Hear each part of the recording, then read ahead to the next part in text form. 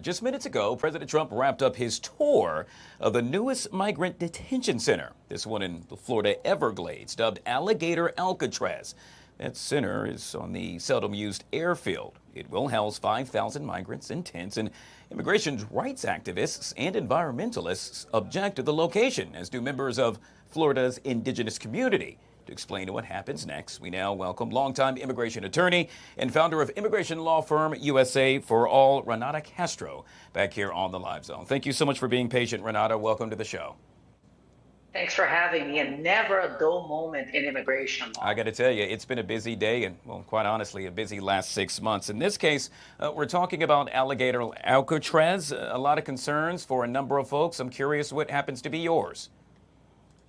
At this time, my major concern is when we look at immigration law and the lack of access to counsel, this specific location will certainly create additional barriers for detainees to get immigration attorneys to represent them because of the challenges in getting to this location. But more importantly than that, immigration judges throughout the United States are already committing violations to due process and being biased in their judgment of immigration cases. I don't think that this is going to be an issue to Alligator Alcatraz alone. We must look at the impartiality of the immigration courts, make sure that it is a separate court and not something that it is so indiscriminately used by the federal government, depending on where the pendulum swings, to push for votes and political accord without preserving and respecting the American legal system and due process. So, Renata, who do you first think will end up there, and how will they be legally represented should they end up there? Well, I have a feeling that to fill 5,000 to 6,000 beds, the number of immigrants who are in the United States and who are considered dangerous or who have committed crimes, I always say I have yet to see an immigrant that is hardworking construction person during the day and moonlights as a criminal by night. Usually individuals who end up in these detention facilities, they are people who are hardworking, no criminal record. They are just there to move this financial mill that makes a lot of people very rich in the United States. And one of them is most likely the Gene Group, which is a private immigration facility, detention facility operator in Boca Raton, and a major donor to the Trump administration's campaign. So I would not think that this facility will house criminals. It will house hardworking folks that are here doing the work that America needs done, paying taxes, and just will be eaten alive by a system that is designed to make them fail. During the president's roundtable discussion, we heard a question posed to the president that surrounded whether or not another facility would be built in the Jacksonville, Florida area, to which the president said, well, he's not opposed to that happening. Yet again, curious, is it legal in the state level of Florida, not only that, but on the national level to continue to build these facilities? It is unquestionably legal, and most importantly, why isn't the House and the Senate, why aren't they getting involved in limiting the indiscriminate use of federal funds at a time where it seems like Kristi Noem has a blank check to use for her glam and for immigration enforcement without any concern for the budgetary problems that we have in the United States today? So illegal, yes. Moral, certainly not. Well, as is the case with anything, it's all about oversight. And with oversight, I mean, who will oversee the conditions and or whether or not the conditions are living up to the status quo at this facility?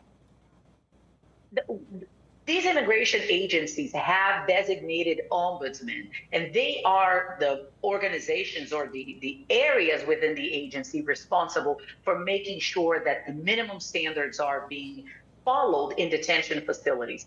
In recent years, we have seen a number of violations, and I think that one of the concerns that I, as a practicing attorney, I have seen the federal government have complete disregard to local and state codes, fire codes, occupancy codes. We have seen this in Miramar, Florida. We have seen this in immigration courts in Orlando, for example, where people line up in the sun for hours without access to a bathroom. And other businesses would be fined if engaging in this kind of conduct, but somehow the federal government gets a blank pass.